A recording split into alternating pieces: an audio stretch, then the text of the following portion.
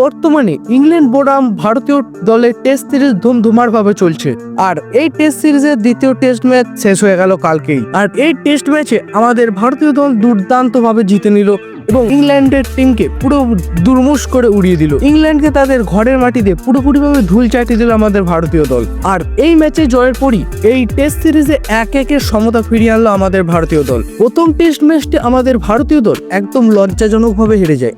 আর এই হারের পরই এই হারের কারণ বিশ্লেষণ করতে বসেন আমাদের ক্যাপ্টেন শুভমন গিল। পরিশেষে ভুলগুলিকে তিনি চিহ্নিত করেন এবং দ্বিতীয় টেস্টে সেই ভুলগুলিকে দুর্দান্তভাবে শুধরে নিয়ে একটা নতুন মডিফাইড টিম নিয়ে তিনি খেলতে নামেন। আর তার ফল আমরা দেখতেই পেয়েছি। দুর্দান্তভাবে ব্যাটিং, বোলিং এবং ফিল্ডিং পারফরমেন্স করে দ্বিতীয় টেস্ট ম্যাচটি জিতে নিয়েছে আমাদের ইন্ডিয়ান টিম। আর এই জিতার পিছনে যেসব কারণগুলি আছে সেগুলি জানলে আপনারা পুরোপুরিভাবে চমকে যাবেন। তাহলে চলুন বন্ধুরা দেখে নেওয়া যাক কি কি কারণে আমাদের ভারতীয় দল দুর্দান্তভাবে পারফরমেন্স করে সেকেন্ড টেস্ট ম্যাচটি জিতে নিয়েছে। তার আগে বন্ধুরা তোমরা আমাকে কমেন্ট করে জানাও MS ধোনির কে ফ্যান আছো যারা এই ভিডিওটি দেখছো, তোমরা কিন্তু কমেন্ট করে জানাতে ভুলো না। তাহলে চলো বন্ধুরা শুরু করা যাক। এই দ্বিতীয় টেস্ট ম্যাচটি জেতার যেটি মূল কারণ সেটি হলো দুর্দান্ত ক্যাপ্টেন্সি। হ্যাঁ বন্ধুরা, সেকেন্ড টেস্টে শুভমন গিল খুব দুর্দান্তভাবে ক্যাপ্টেন্সি করছে।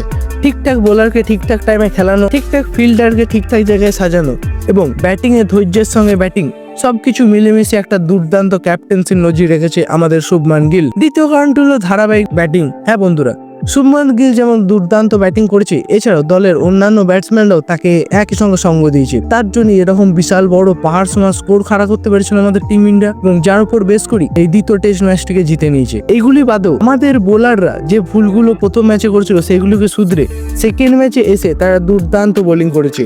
তার মধ্যে আকাশদীপের নামটা তো নিতেই হচ্ছে, যে দুটো ইনিংস মিলিয়ে টোটাল 10-10টি উইকেট তুলে নিয়েছে। এছাড়াও মোহাম্মদ সিরাজ প্রথম ইনিংসে নেন 6টি উইকেট এবং দ্বিতীয় ইনিংসে তিনি সংগ্রহ করেন 1টি উইকেট। এছাড়াও ওয়াশিংটন সুন্দর, রবীন্দ্র জাদেজা, প্রসিদ্ধ কৃষ্ণা দ্বিতীয় ইনিংসে একটি করে উইকেট সংগ্রহ করে নেন। এছাড়াও প্রথম ম্যাচে আমাদের ফিল্ডিং পারফরমেন্স খুবই খারাপ ছিল, সেই ফিল্ডিং পারফরমেন্সটাকে আমাদের ভারতীয় দল অনেকটাই উন্নতি করেছে। যার নজির আমরা দেখতে পেয়েছি মোহাম্মদ সিরাজের সেই লাফিয়ে ক্যাচ ধরাটা, সে কি দুর্দান্ত ক্যাচ বন্ধুরা, সেটা যেন ভুলতে পারছি না আমি এখনো। আর এছাড়াও পিচকে ভালোভাবে রিড করেছিল আমাদের ক্যাপ্টেন, যার ফলে আমাদের এরকম পারফরমেন্সটা আমাদের প্রতিফলিত হতে সাহায্য করেছে অনেকটাই।